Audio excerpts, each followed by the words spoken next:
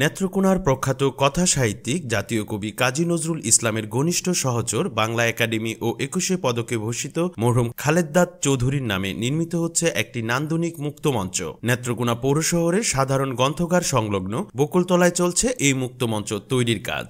কবি সাহিত্যিকদের দীর্ঘদিনের প্রত্যাশা পূরণে এই উদ্যোগটি গ্রহণ করা হয়েছে। কবি সাহিত্যিকদের জন্য কোনো মুক্ত মঞ্চ উন্মুক্ত মঞ্চ ছিল না। নেত্রকোনা সাধারণ গ্রন্থাগারের উদ্যোগে এই যে আয়োজন হচ্ছে, যে খালেদদাদ চৌধুরী মুক্তমঞ্চ যে কাজটা হচ্ছে, এটা আসলে একটা সাংস্কৃতিক বিপ্লবের একটা অংশ হিসেবে কাজ করবে। কেননা আমরা বিভিন্ন প্রোগ্রাম বা বিভিন্ন সাংস্কৃতিক প্রোগ্রাম করার জন্য আমরা এখন যে জায়গার অপ্রতুলতায় ভুগি, বা অনেক সময় যে মুক্ত কোনো আলোচনায় অংশগ্রহণ করতে চাইলে বিভিন্ন ভেন্যু আছে, সেগুলি ভাড়া দিতে হয়।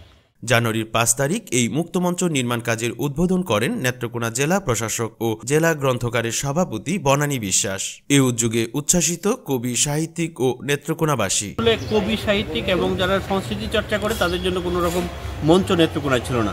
সম্প্রতি জেলা প্রশাসনের উদ্যোগে এবং যে সাধারণ গ্রন্থাগার আছে এই কমিটির উদ্যোগে কিন্তু এই মঞ্চটা নির্মাণের হাত দেওয়া হয়েছে এবং নির্মাণ কাজ প্রায় শেষের দিকে। এখানে আমরা এটা বলতেই পারি যে বৃহত্তর ময়মনসিংহে এত সুন্দর মঞ্চ কিন্তু নেই। মঞ্চটির কাজটি সম্পূর্ণ হলে বিভিন্ন জায়গার মানুষ কিন্তু এই মঞ্চটিকে দেখতে আসবে।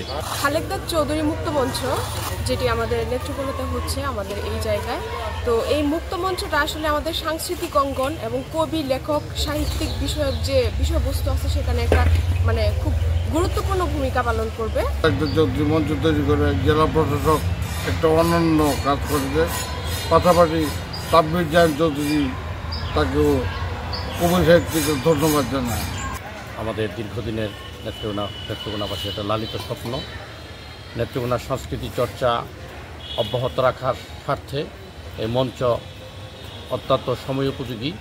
এই মঞ্চের মাধ্যমে নেত্রকোনার সংস্কৃতির বিকাশমান সাংস্কৃতিক উজ্জ্বলতা ছড়াবে বলে আমি আশাবাদী। নেত্রকোনা সাহিত্য সমাজ ১৯৯৭ সাল থেকে প্রতি বছর পয়লা ফাল্গুনে খালেদদাদ চৌধুরী সাহিত্য পুরস্কার প্রদান ও বসন্তকালীন উৎসব পালন করে থাকে এই বকুলতলায়। এবারও ঐতিহ্য ধরে রেখে আগামী ১৪ ফেব্রুয়ারি পয়লা ফাল্গুনে নতুন নান্দনিক খালেদদাদ চৌধুরী মুক্তমঞ্চে এই উৎসব অনুষ্ঠিত হবে।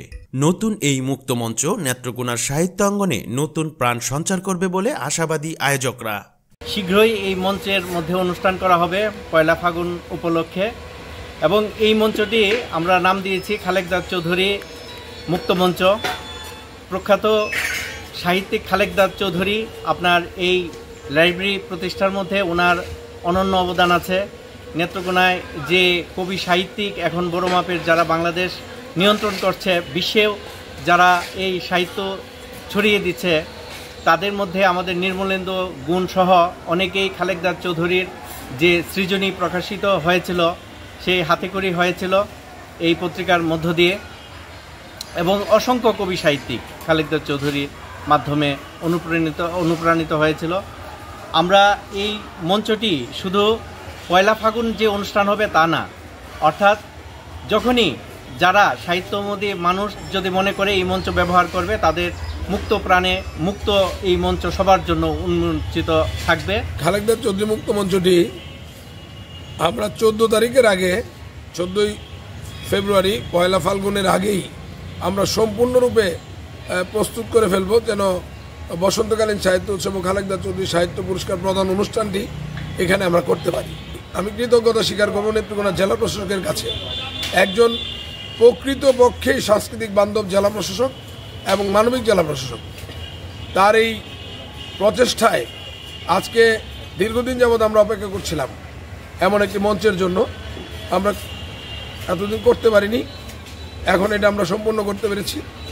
এটা নেত্রকোনার সাংস্কৃতিক অঙ্গন, কবি লেখক শিল্পী সমাজের জন্য একটা মাইল ফলক সাংস্কৃতিক বিপ্লব, যে বিপ্লবটি আমরা আসলেই ধারণ করি।